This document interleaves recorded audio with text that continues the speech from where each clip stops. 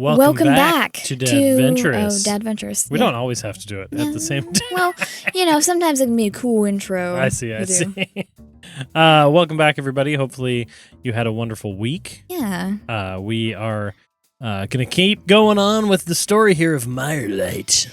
Season 3. We've got some fun comments lately. People talking about, you got a compliment for all of your recaps that you were doing. Oh, that's nice. Thank you. And people seem to be enjoying it. So thank you. We appreciate the kind words. And the support. And we will continue on this journey here. I don't think there's too much to say, so I think we'll jump into the episode. Are you ready? I think so. I think I am. Well, then, I'll let you take it away. Boom, boom, boom. Boom, boom, boom.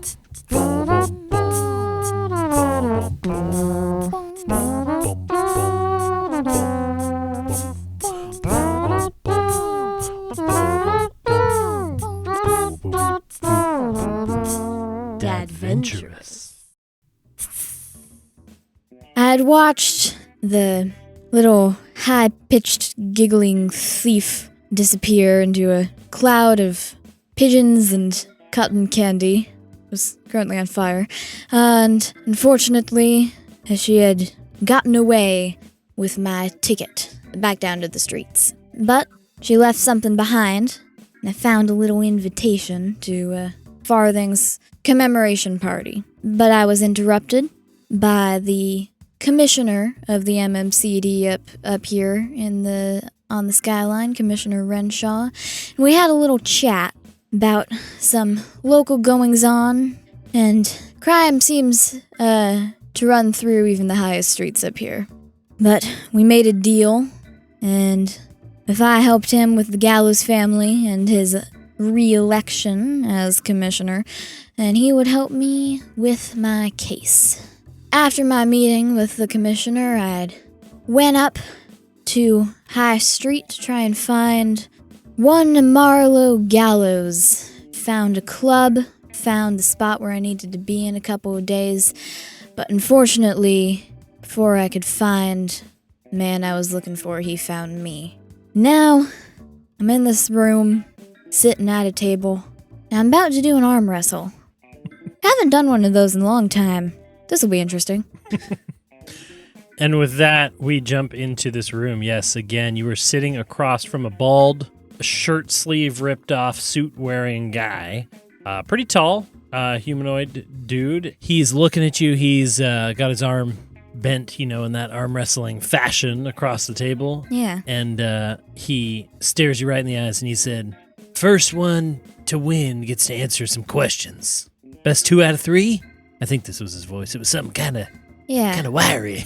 Yeah, something Heard you like looking that. for me, something like that. Yeah. All right. I stare at his hand for a couple seconds, and then I just go, "You really want to do this? This is the way you're going for interrogation?" Hey, look, it's not an interrogation. Just 2 friendly individuals having a friendly chat in a friendly arm wrestling match. Suppose I can't argue with that. Marv pipes up from your hip, little vibration from the sword. He goes, "You got this, kid." I sure hope so. And I set my arm down on the table. Okay. Say, first one to win gets a couple you questions. You guys clasp hands, and best 2 out of 3. I found these rules online, some arm wrestling rules that somebody had made on for D&D, so that's what we're going to use. So a couple ways this works is basically we're going to roll initiative, and then you're going to be doing opposed strength checks, but there's a couple fun little side things that you can do as well. When you roll initiative, whoever gets to go first gets advantage on their first strength check. Okay. The winner of each pushes the arm 1 space closer to the table, okay? And each side has 3 spaces before they get a victory. So you can fight back and forth, that sort of thing. If you roll a nat 1, you get pushed 2 spaces down. If you roll a nat 20, you get to push back 2 spaces. But once per round, you can choose when you can use an intimidation versus insight battle to do a death stare where you can try to intimidate your opponent, but you only get this once per game. Okay. Once per round of arm wrestling. And then that opponent would have disadvantage on their next strength check. You get to decide when to do that. And I get it basically once in this whole thing, or? Once per arm wrestling match. Okay. Makes sense? Okay. So we are going to start this off by rolling initiative. Uh-oh. And adding your... I got a nat 20. You got a nat 20. First roll, I got a nat 20, which is a 22. Okay. Cool. So you got a nat 20. So then the way this works is you got Marlo Gallows sitting across from you. He's got his arm ready to go, but when you clasp up, maybe you feel a little surge from Marv coming up through your body and into your arm, little eldritch energy. You clasp and you see a little bit of concern in Marlo Gallows' eyes with this firm grip that you give him back. Heck yeah. And so we are going to start. You get advantage, but we are going to be doing opposed arm wrestling athletics checks. Are you ready? I think so. Okay, 3, 2, 1, roll. Oh. But you get advantage. Okay. That's better. 14. 14. Okay, you push down one step. So with a 14, you start going, and he was pretty confident, but you have this little bit of magical strength there. Extra? Yeah, a little extra. Your eyes flare up a little, the tiefling energy, and you push him down. So he is down 1 towards the table. Okay. Next round. And again, you can choose when to do this death stare if you want. Okay, 3, 2, 1. Oh. No advantage this time. I got a 9. I got a 7. Okay, so he pushes you back up to the middle. Okay. So we're you guys neutral now. Neutral here. All right. Ready to go again? Yeah. Okay, go. Oof, terrible. 12. 12. Okay, you're pushing him back down one more. I only got a 7. I'm rolling so low. We're rolling low. He's not as strong as he looks. Okay. It's what do you call that? Decorative muscles, not real muscles. Okay. Nice. 3, 2, 1, go. Oh, terrible. Another 12? Okay, I got a 5. Oh. I rolled a 1. All right. Oh, wait. Oh, I rolled a nat 1. You rolled a nat 1. Oh, okay. So you actually you push him. So you had him up in 1. Yeah. So you, on this nat 1, you slam him down to the table, and he's out of breath a little bit. And he goes, oh, I see how it is. Okay, you're strong, aren't you? Not from around here, huh? Yeah, you could say that. Well, deal's a deal. First question's yours. All right. I kind of. He pulls a flask out and takes a swig from it. I kind of wipe my hands off a little bit. Mm-hmm. And say, who told you I was looking for you? All right. Let's just say the family's got some ins at the MMCD these days, and little bird told me you were maybe looking around for me. These days, huh? Huh? Oh, yeah, these days, for sure. Yeah. And he kind of chuckles a little bit, and I'm going to roll something because he is not smart. He goes, yeah, a little bird told me where he is, and that little bird's name is Lieutenant Calloway. Did I see Calloway there? You did not. I did not. No. Oh, I knew that guy personally, didn't I? Calloway? Yeah. Marv did. Marv did. And he was there that night. He was the cop that was doing a deal with the Gallows family back in the day, and Marv tried to stop him, and his badge fell to the floor. You're right. All right. So he's moved in different directions. So that's what Marlo says. I suppose that makes sense. I've heard that Officer Calloway and the Gallows family have a little bit of a history together. Am I wrong? You're not wrong, but that's the end of your question. So round 2. All right. And so he puts his arms up, and we get to roll initiative again. Ooh, I did very good. Ooh, I got a 19. Ooh, I also got a 19. Oh. So we'll do it again. Just do another one and see. I got a 17. I got a 16. Oh. So you get advantage on the first one here. I'm happy about this. 3, 2, 1. Oh, that's a nat 20 on my end. Okay. Does a 21 beat that? No, it does not. Okay. He has a +4 strength. I rolled a 19. Nice. Unfortunately for you, even with that, he was ready for you a little bit. He clasps your arm a little harder this time. And with the crit success, he pushes 2 spaces towards the table. You're straining your muscles in your arm, pushing. Ow. Don't forget about your ability. Okay, 3, 2, 1. 13? I also got a 13. 9 + 4. Yeah, I got a 13. So what does that do? There's nothing about ties, so we'll just roll again. because there's no reason not to just keep going. Ooh, that's bad. That's a 15. An 11. So this time your hand slams down, touches table, and he goes, all right, I still got it. 1 for 1, all right. 1 for 1. What you doing up here, Ashgrave? That's right, I know who you are. I'm on a case looking for someone. Looking for someone, huh? Mm-hmm. I got hired, and I'm looking for someone. Vague. I answered your question, didn't I? Suppose you did. All right, back on the table. All right. That's 2 out of 3. We're 1 to 1. All right. Initiative. Oof. Ooh. 8. I'm rolling such a mix right now. I got another nat 20. You got another nat 20? Ow. Okay. I'll give it, there's not rules for this, but I'll give you that you get to go first, and we'll say that you start by pushing him 1 down. Because nat 20 would be 2, but that's initiative, but I like to honor the nat 20s. So we'll say you clasp and you already kind of push him a little bit, and he goes, whoa, okay, we're starting early. All right, 3, 2, 1. Ooh. 13? 13? You push him down 1 more. And he's still on there, but he's kind of flexing a little bit. He goes, okay, I can bring it back. All right, here we go. I'm getting my questions, Marlo Gallows. Ooh. I got a 22. I got a nat 1. So with the success on my end, he goes, I'm getting the next question. And pulls you back up. All right, you guys are neutral. Okay. Back up to the bottle here. 3, 2, 1, go. Ugh, terrible. 15. And 8. Oh. So you're down 1 more. Okay. 3, 2, 1. 12? An 11. Ooh. So you're pushing him down. Okay. He's 1 up from the table. This is a lot. This is harder work than I expected. Okay. 3, 2, 1. 21. Oh, man, I got a 19. And so with that... Wait, I rolled a 19. Yeah, but I got a 15, so... Oh. Slam down, and then, boom, he rubs his muscles again. He's like, oh, you're good. Better than I thought you'd be. So are you. All right. So, you're up. I've heard you and your family have been helping out, I suppose, around the Skyline up here. And I've been heard you've been rolling out some new objects, some new inventions, things that haven't been seen really. Is there a question there, or is that just a statement?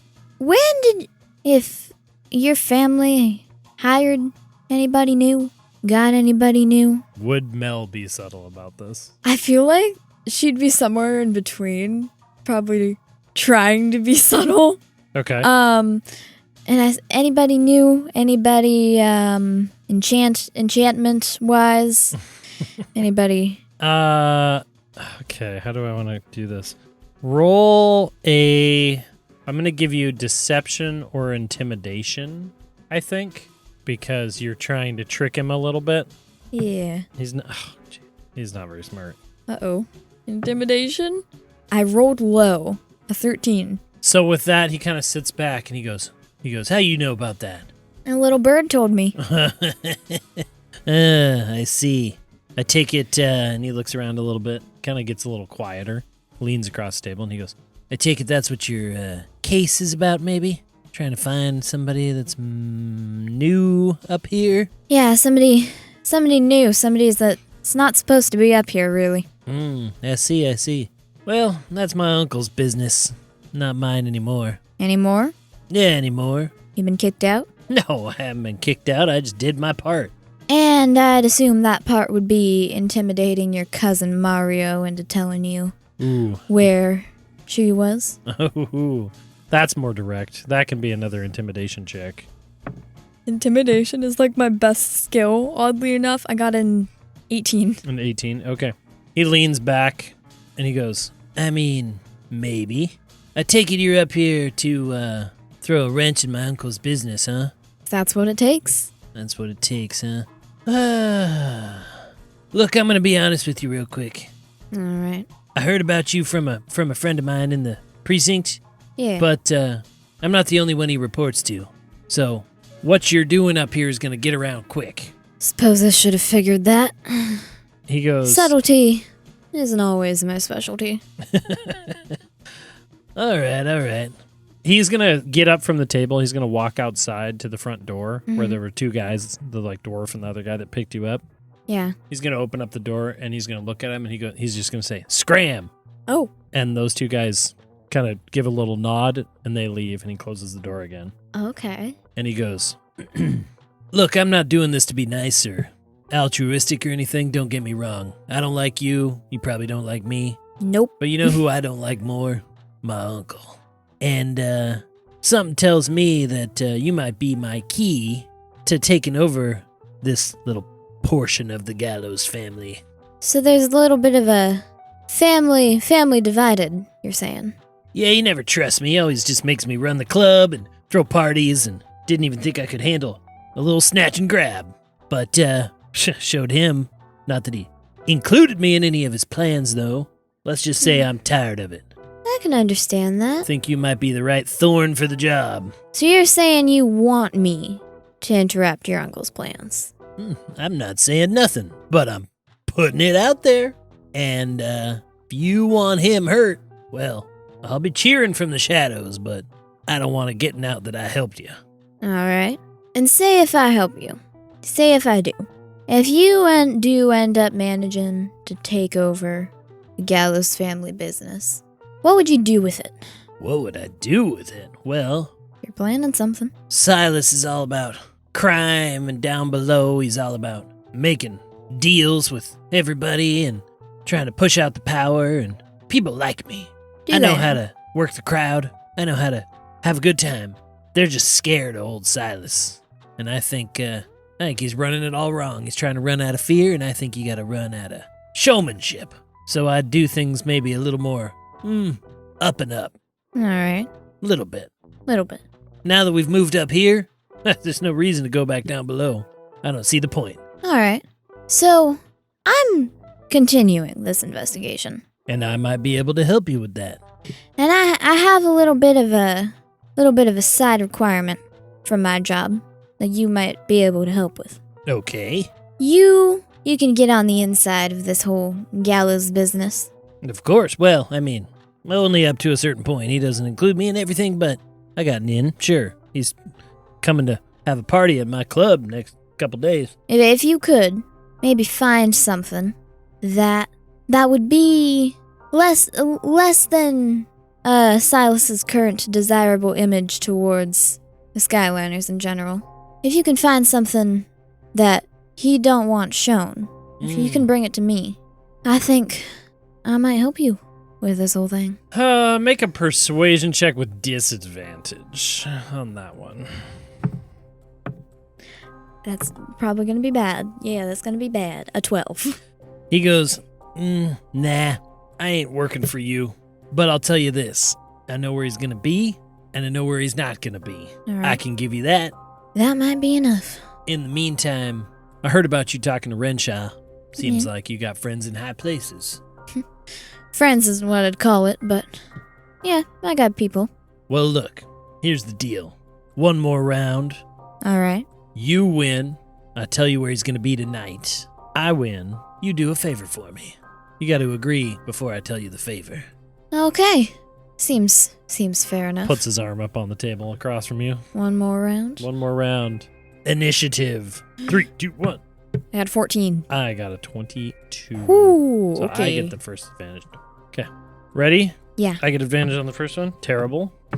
Better than terrible. 16. Oof. A 15. Ooh. So That's even though he close. goes first, you start pushing him one direction down. Pushing him towards the table. I'm straining. Okay. 3, 2, 1. Ooh. A 10. A 10. I got a 10. Oh. I got a 6 and 4. So reroll. 3, 2, 1. A 5. A 5. I got a 12. Oh, So okay. he's pushing you back up. You guys are dead center again. Okay. 3, 2, 1. 14. Ugh, a 7. Okay. So you're pushing him down one more. Yeah. It's much more even this time. Back and forth, back and forth. You can feel the strain, the sweat. I think I want to try and stare at him. So you're going to try the death stare? Yeah. Okay, so then on this one, Black eyes. this is your intimidation versus my insight. I don't have... Oh, I have terrible insight. 16. A 4. Oh. So on this next one, he gets disadvantage on his strength check. How do you glare at him as he's kind of looking at you? I think I lock eyes with him, and I have my tiefling eyes, and they glow a little bit, and I think I just look at him and kind of squint at him and smirk a little bit. All right. 3, 2, 1. I get disadvantage. Ooh. Ooh, still bad. I had such a good roll, but 6. then it went away. That is also a 6. We keep tying. We keep tying. This is neck and neck. He All really right. wants that favor. A 9. I also got a 9. Oh my goodness. What the? Terrible. A 10. I got a 7. Okay. So you're pushing him. You're one away from the table here. Come on. Pushing down. You guys are neck and neck. He's pulling up. He's trying to keep it going. A 14. 16. Dang it. A 14. Yes. With that last little bit, you do the slam down. You hear Marv in your head go, oh, that was one heck of a fight. Nice job, kid. Thanks for the extra boost. Yeah. Finally, with a thud, he cries out. He goes, ah! All right. You're good at this. And he stands up and he kind of brushes his suit off and he's like, look, I ain't going to help you out in the open, but I like having people that I can go to and work with. Maybe get a favor back and forth. All right. Maybe this is the beginning of a nice little relationship. Possibly. Okay.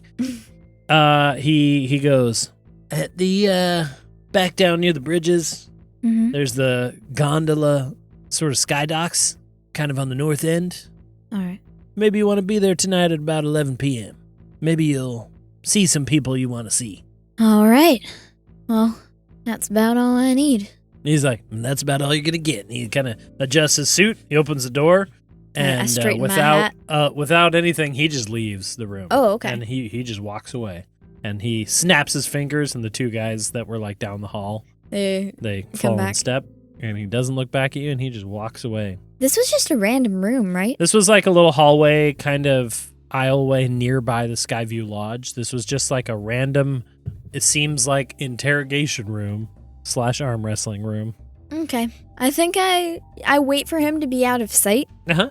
And then I think I also leave, kind of brush myself off a little bit. Mhm. Say, well, that was an unexpected encounter, but Seems like you keep having those right now. yeah, I suppose that's just part of the job, though. Unexpected things seem to always be following us around. Ain't that the truth? Well, what's the next step? Taking a nap? Taking a good old nap, and maybe heading over to the Northern Skyducks tonight. Sounds good to me. Well, yeah, I think I'd go to this lodge that I found. You walk back down the hall. You see the big entrance of the Skyview Lodge. It's like beautiful big glass doors, big wooden sign and everything. Yeah. Lady at the front counter, this elven woman, she's wearing like the equivalent of like a robe. And the whole place has just like sauna steam rolling through it. This is like higher end fancy bathhouse inn type situation. And she like bows as you approach, and she says, welcome to Skyview Lodge. Are you interested in one of our packages? I say to my head, Marv, maybe this wasn't such a good idea. Well, this place seems a little bit fancy. Yeah, well, you could use a bath. Hey! You're a sword. You don't get to I say could use that. a bath too. I say to the lady, yeah, sure. I need a place to stay for a couple days, if you've got... Of course, we have many rooms. We have Skyview rooms. We have tree view rooms. We even have one room that looks at the elevator escalator that you rode up. Escalator Yeah, view. that one's our budget room. Oh. Is the budget room open right now? It sure is. And you get one free bathhouse ticket Oh. with the budget room. As you start asking about the budget room, her demeanor kind of changes, and she's like, "Oh, okay, Yeah. this is not a fancy client." I ask her about that and say, that sounds pleasant. We can get it to you for 3 gold. Oh, I thought it'd be. I say that'd be great. She kind of comes around the little desk area, and she's like, "I can take your hat and coat and have them laundered if you would like. We can work on getting you cleaned up a little bit. And she just kind of looks at you, sort of disdained. And all right, well, maybe you're right, Marv. And I say, yeah, sure. Okay. I had Marv kind of like underneath my coat. Yeah, I think as you pull the coat off, she's like, "Oh, and we don't allow weapons in the bathhouse, so you'll have to leave that in your room. Unless you want a bath drawn in the room instead, and then we can just do that." How about that option? Sounds lovely. Thank you. She goes about setting you up for your nice little stay in the Skyview Lodge for maybe a day or two. This is probably the nicest room Mel has stayed in. I think it is. I think you walk into the room. The sheets are like already pulled back. Normally you sleep on top of your sheets. Yeah. So you can decide if that's how you still operate. We'll say you take your short rest. They drop a bath for you. You can have a lovely evening. And since you're going out tonight, you would just get a short rest. All right. But your clothes are returned to you. We'll say she even brings in like a polishing stone and cloth for Marv. Oh. And yeah, it's pretty nice. This is so fancy for a budget room. Some stuff. And for lack of role-playing a visit to the hotel, we'll say you can have your short rest. And whenever you want it to be, unless you're looking to do something, you can head out for the evening. Yeah, I think honestly with this like nice like little stay after my random encounter with Silas Gallows, yeah. I think she's feeling pretty good. Okay. So yeah. So you watch the clock tick by, and eventually it's 9 o'clock. You eat some food and you get your clothes back. They're all laundered and smoothed out and clean. Yeah. Marv's looking extra shiny. Nice. He's going, "Oh, this is nice. This is not bad. We should get a polishing stone for home." This is great. That might be a good idea. And 10:15, 10:30 rolls around, you start feeling like you need to.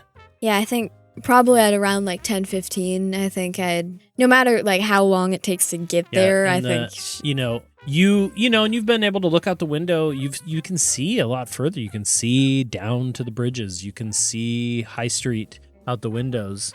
The fog up here is just thin. Still there, but it's thin. It's hard to make people out, but you can see the shapes of things. Yeah. But the sun inevitably goes down and it becomes dark.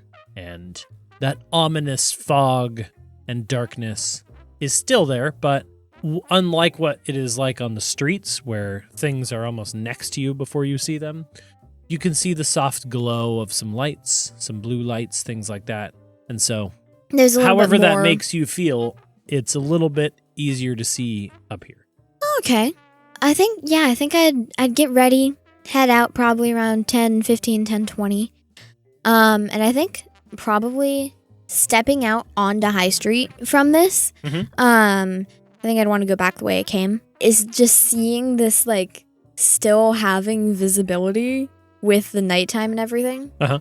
Well, it's weird, but also nice because you don't have to wait until something is right next to you to see it. How far do you think you can see in this? I think you can pretty clearly see like 100 feet. Oh, wow. Maybe 200 feet. Okay. You can easily see people standing down the street, down High Street. There's some restaurants that I was saying they're working the late night, closing up, that sort of thing.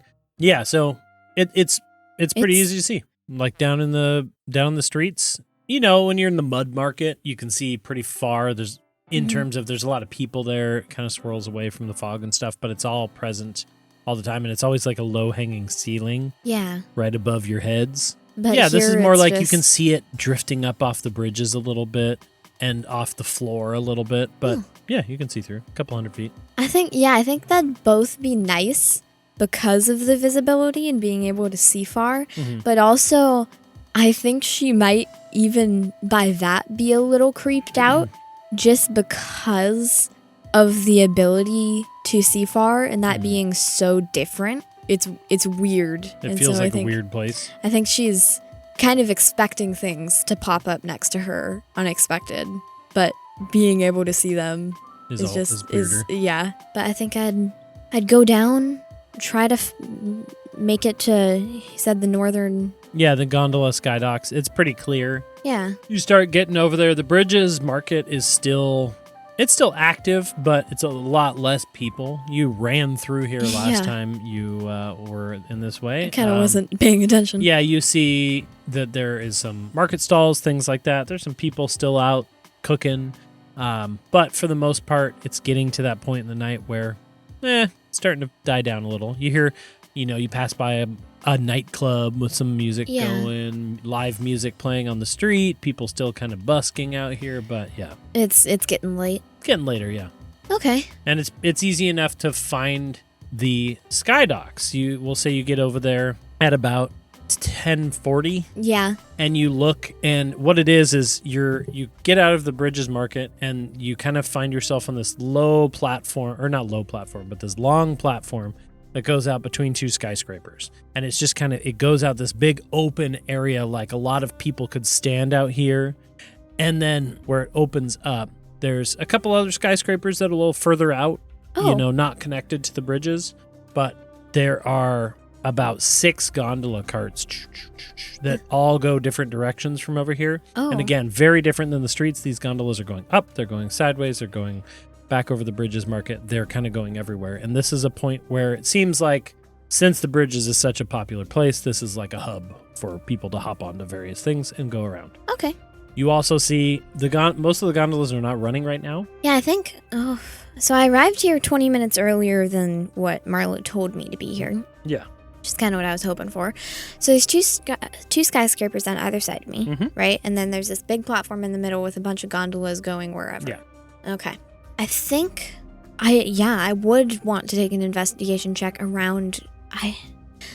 I don't know if it'd be investigation or perception, because I don't know if I'm looking for anything specific. Sure, I'll let you choose. Except that, like, it being a big open space, I guess if there is a spot to hide out of sight, or if there is, like, what that would be. Okay.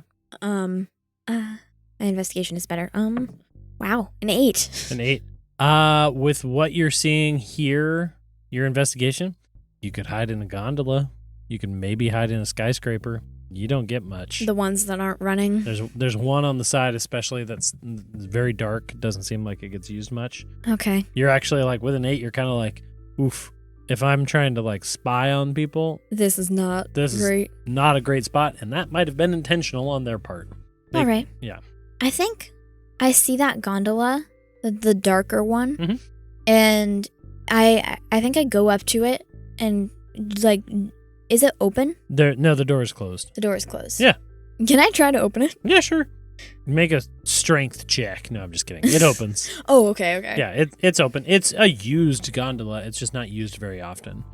We'll say it goes as you open it a little bit, and you get to decide if you're closing it behind you or what you're doing, but it is a small little 4-person gondola, 2 benches on either side, or 1 bench on either side. How do the way...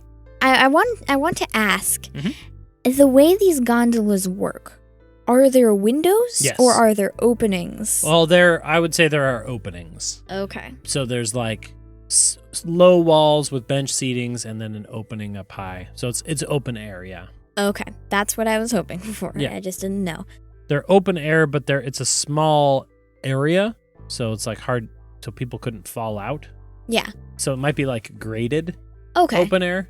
But that's still fine. Basically, I don't think you'd be able to climb through the window. Yeah. Okay. I think with it just opens, I think I'd probably take one final look around and hop in and close the door behind me because it was closed before. With a soft rock, it starts to settle, and you start to settle down. I think I want to be able to look out through the windows. Okay.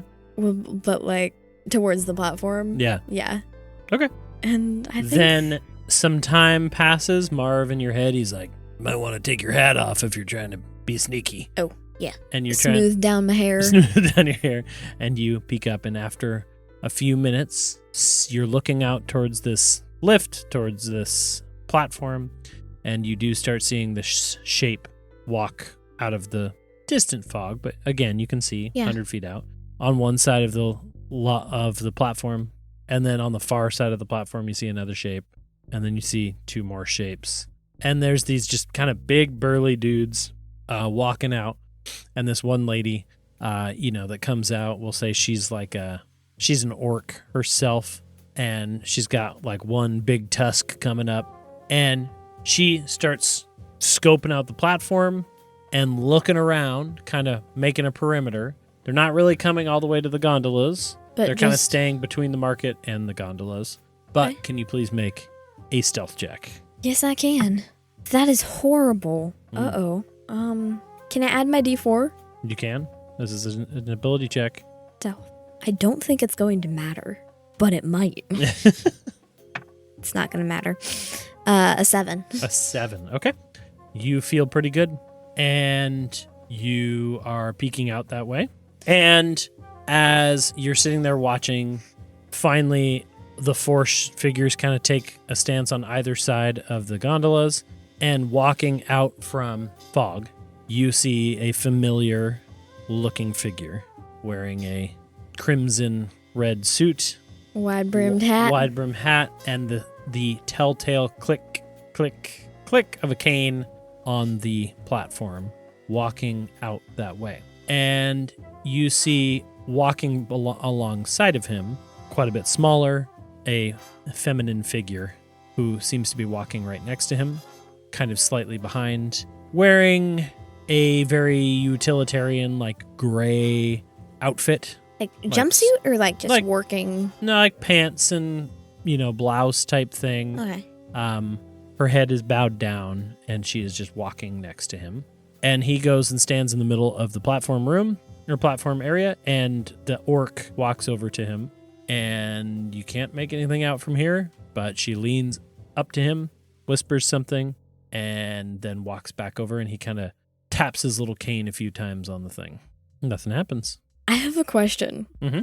This might not work, but I have the minor illusion cantrip, That's right, you just picked this up. and I want to know. An image has to be within a 5-foot cube, Uh-huh. but I can make it whenever within a range of 30 feet. Okay. Can and I don't know if this is how the rules work, but if with this image, if I put it in front of me in the window grate, Okay. could I create an image of the matching window grate To block you. with me not in it? I see. I don't know if this is how it works. I don't know if that's how that works either. You already did your stealth check too. Yeah. I would allow an Arcana check to see if you can pull off this kind of one-way mirror illusion type thing. It's kind of a fun idea. I like the idea. I'll put it up to a roll. Okay, Arcana. Yeah. It's better than I could be. 15? 15? Okay. You may be a little late for sound, but visuals, whatever, you get it. And you start forming this minor illusion with a little boof. You make appear a false one-way mirror type situation. Okay. Yeah. All right. I'll allow that. And as you're kind of finishing up doing that and looking through this like wavy, watery illusion now, And it lasts a minute, it lasts a minute. but You can I keep can it up. technically Yeah, keep that's casting true, it because that's it's a cantrip. true. Okay. You see another figure step out of the shadows finally. Oh. And flanked by a few others. And you can see the very telltale signs of MMCD officer outfits. Not Renshaw, but a familiar looking human man that you would probably recognize from this distance as Officer Lieutenant Calloway. Yeah. Now, that being said, you are far away. So I'm going to say that you can't really hear anything that is happening too much unless you roll a very high perception check, because they are kind of doing this a ways away from you. It would be hard to how hear big this is the conversation. This is the platform is like The platform, it's probably 100 to 150 feet to the market, and they're halfway. So okay. they're not speaking loudly. They're having a hushed conversation. So, but I think what I would like you to do in this moment is to make an investigation check. Oh. As you are looking over towards these people having this conversation, you can see Silas Gallows. It's been a while since you've seen him, Yeah. but you have seen him before. You got Lieutenant Calloway there. And I got a figure next to Silas. An investigation? Yeah. A 19. You're maybe looking over towards Silas, and then your eyes kind of go over towards this feminine figure. Start seeing she's got it up in a bun, but she's got pretty blonde hair. Pretty blonde. Starting to put the pieces together, and you're starting to see the similarities to Lena. Yeah. Younger, but this is with a 19. You're pretty sure this is Jessica Cass. Yeah. I just realized I don't have any way to, record this. Nope. That's fine. Okay. You got to try to make a pretty epic perception check if you're trying to hear anything. Okay. So, up to you. Marv's like, I wish we could be over there. Be a fly on the wall right now. Well, fortunately, this is all we got. 17. 17's pretty good. I'm going to give you this. You don't hear much, but you catch a couple words that come out. Silas Gallows, he's kind of turned away from you, so you're not getting much from him. But again, he's got this kind of low, sort of smarmy voice of yeah, see?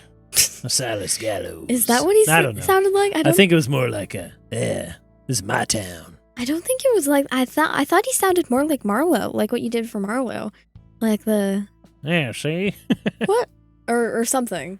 Maybe something like mafia style? Yeah, like mafia style. I don't know. I gotta think about this. All right. What do you think he is? And come up with it together. I could definitely see something like a more, I guess not posh, but yes, uptight, I guess. Uptight, yes. But also something like this, a little more sophisticated, but gravelly. I could see that. Something like, this is my town. This is my town. This is my town. I can see that. They call me Silas Gallows. That's kind of fun. I kind of like that. All right. They call me Silas Gallows. And I talk like this. Well, I don't open my mouth too much. I like it. And we'll say that you hear him say a few words, and at one point he goes, Callaway. And then you hear nothing and nothing and nothing. And then you hear, don't want any interruptions. Oh. And then nothing, nothing, nothing, nothing, nothing. And then you hear, party. Party. All right. And then Callaway talks for a little bit. And at one point he says the word election. And at one point he says the word reveal. And at one point he says the word enchanter. I'll give you that. Okay. That's what you get on a 17. Sounds good. Yeah. And kind of going along here, can you make another stealth check for me? Ooh. A non-natural 20. Okay. You're paying attention to the conversation. Yeah. And all of a sudden you hear a shuffle to your left, and you look over, and that orc lady had worked her way around on the side. And all of a sudden, kind of out of the corner of your eye, you see this shape move into view in front of the gondola. And she leans towards the gondola. Marv's like, hold your breath. But with that non-natural 20, she looks in. She looks directly at you. But there's an illusion that you're keeping up in the way. Minor illusion. And she moves along. Just kind of casually looking inside the gondolas. But she heard something. She thinks she's still hesitant, but yeah. Okay. Yep. And she moves along. And as she's moving along, you hold your breath. You look back out that way, and you see that Officer Callaway is leaving. And standing there on the platform is Silas, and he's leaning down having a hushed conversation with the apparent Jessica Cass. All right. Is there anything you are looking to do? So he's having a conversation with her, and Officer Callaway has left, or is he's currently leaving? He's on his way towards the markets right now. Okay. I see this, and I know that she is with him currently, at least. Physically, yeah. She's there. Yeah, she's there. This is you're 95% sure. Yeah. From this distance, and I don't know if I can I make an insight check on the apparent Jessa? Yeah, I would allow that. With her, her posture, and from what I can see, insight check. You're a charismatic person. You understand these things a lot of the times. Oh, 19. You're maybe at first you're like, she's standing there, she's not doing anything. Like, are they working together? You have these thoughts running through your head. As he turns to face her, and she's sitting there, and the way her head is bowed, the way he talks to her, the way her hands are positioned, you're starting to maybe get the idea that it's hard to tell from here, but she is maybe bound in some way. Oh. With her hands, the way she's holding them. Okay. Doesn't exactly look natural. And when he is talking to her, she never looks at him. He's looking down at her feet the whole time. This is a very, very, fearful person. Okay. That's what I wanted to know. Yep. Okay. I think I really don't have anything that I can necessarily do right now without fully revealing myself to these people. Yeah. I'm just saying, do what Mel would do, but there's 5 Gallows family members visible. Yeah, I think and one being Silas Gallows himself. Yeah, I think even Mel would probably not want to get into that. Okay. So I think I watch their conversation. Okay. And I think I wait. Are the other Gallows just they're just keeping perimeter? Yeah, exactly. Okay. So yeah, I think I just wait kind of for the conversation to end. If they start to walk away, which direction do they go? So you're waiting to see if they go. So as you're sitting there waiting and waiting, the orc lady finishes her patrol. She goes over and taps Silas on the shoulder, whispers something to him again, and you see him kind of crack his neck a little bit side to side. And for a second, he takes his hat off, and but he's facing away from you, so you can't quite really see his face. And he kind of slicks his hair back a little bit, and then puts the hat back on. And then he is going to kind of turn and face the gondolas with, the perception, the investigation you guys have seen. He just kind of smiles, and with a little triple tap with his cane, he kind of gestures towards Jessa next to him. And with kind of a shudder of fear or pain or whatever, she pulls something out, and you see her place something down on the ground. And then she kind of reaches down and places a hand on it. And with a sudden flash of magic, a sudden flash of light, you see this bead of light appear in the sky. And it starts to build and build and build. And you're starting to see the very, very clear beginnings of a rift opening up. You hear Silas. They're just watching this? Oh, yeah. And you hear Silas goes, "I don't know who's out there, but be careful where you start digging. You might dig your own grave." And then he is going to tap again, and all 5 of them are going to turn and walk away as you are watching a rift. Towards the market? Or towards... They go towards the market. And in that moment, you see this rift. When they turn and they're not looking back, I drop minor illusion. Okay. Because I don't want the excess. Drop minor illusion. And you get a clear shot of this very, very deep purple rift opening up. A deep purple one? Yeah. Okay. Do you remember which emotion it was? Fear. Yeah. Fear.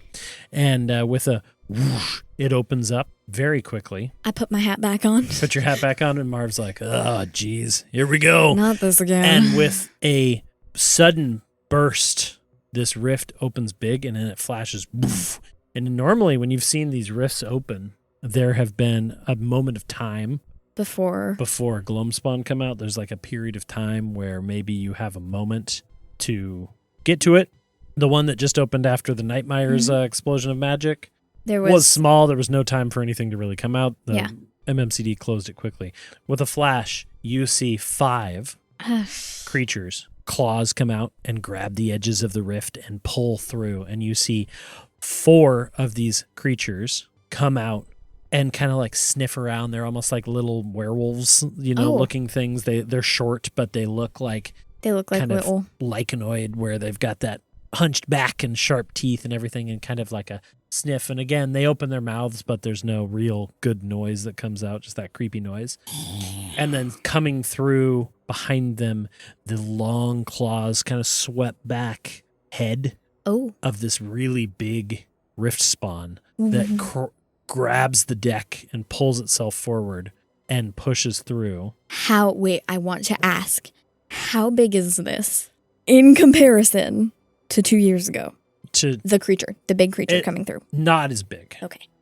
Yeah, but similar in design. Oh. The claws coming out, that creature that you had seen, this like huge hand coming through, but was able to be pushed away by Marv. This thing comes out, but it's probably like 12 feet tall. Oh, okay. And then before you can react, because you're still waiting for them to leave and they're still kind of in view, these 5 creatures, the big one looks up at the sky and opens its mouth in this awful roar. They run. Love it. They run and leap off the edge of the platform and fall. All 5 of them? All 5 of them. And they disappear down below into the streets. And the rift starts pulsing again. And then at about that moment, Silas and those people are able to disappear into the markets. I think I just take a look at the rift and take a look at the open air and just do a little back and forth. And then I look to where Silas and the group was. And I look back at the rift, just say, what in Marlock's noodles is going on? Marv's like, I don't know, but we gotta close that fast. Oh, right. It's gonna cause problems in the streets down below. Yeah. And with that, are you jumping out to? Yeah, I jump out. If they're gone, you jump out. Yeah. And you find yourself face to face with a deep purple rift that's pulsing with energy. That's where we're going to end our episode. Wait, what? Oh. Yeah, that's where we're going to end our episode. And next one, you're going to have a little fight ski poo, maybe. A fight ski poo. A fight ski poo, yeah. Oh. With Silas Gallows in the back, talking like this. I don't know. Anyway. I like it. Okay, well, thank you guys. That was a fun little creepy ending. Thank you guys for listening. Yeah. We're going to get into some combat now, I promise. And then we're going to have you face off against creepy monsters. Yeah, both that's always shadowy fun.